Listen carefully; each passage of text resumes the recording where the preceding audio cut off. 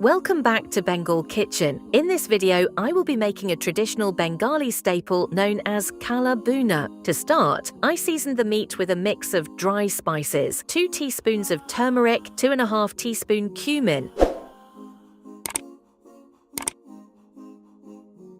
2 teaspoons of coriander powder, 2 teaspoons of homemade garam masala,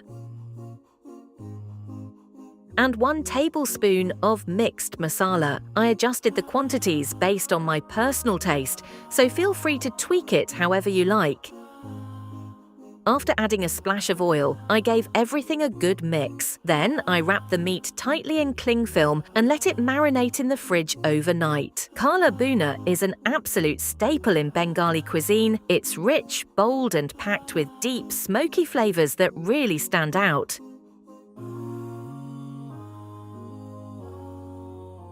In a pressure cooker, I started by adding a bit of oil along with some chopped onions.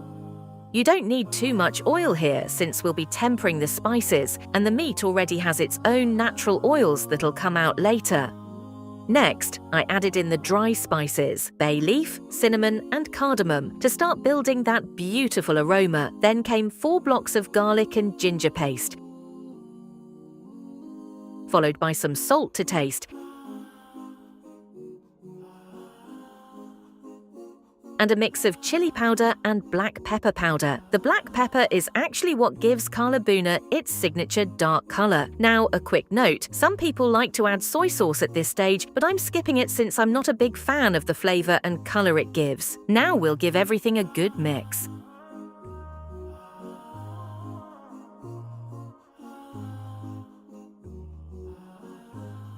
And once the onions have softened nicely, I added in the pre-marinated meat.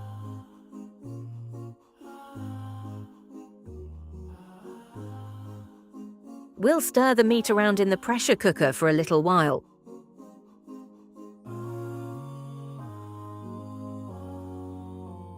After stirring it all together, I poured in a few cups of water, then closed the lid and let it pressure cook for about 20 minutes.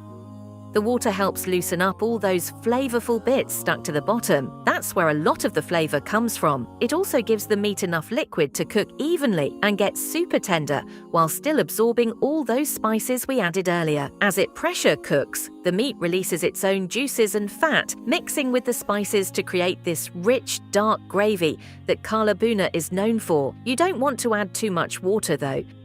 In a separate pan, I started by tempering some onions with a few dried red chilies and a bit of black pepper. This step really boosts the flavor. It adds a nice kick and deepens that smoky aroma that makes Kala Bhuna so special. Here is my homemade 5-spice that we'll be adding into the mixture. Now that the spices are tempered, I'm just giving it a good stir. We're looking for that rich golden brown color that tells us all those flavors have come together perfectly. You'll start to notice that amazing aroma. This step really wakes up the spices, releasing their oils and deep flavors. When we add the meat later, it's going to soak all of that in.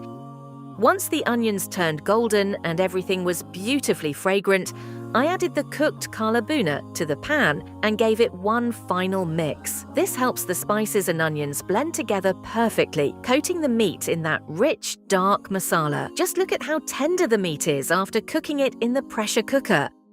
After adding some water, we'll let it cook a bit, and then it's ready to eat.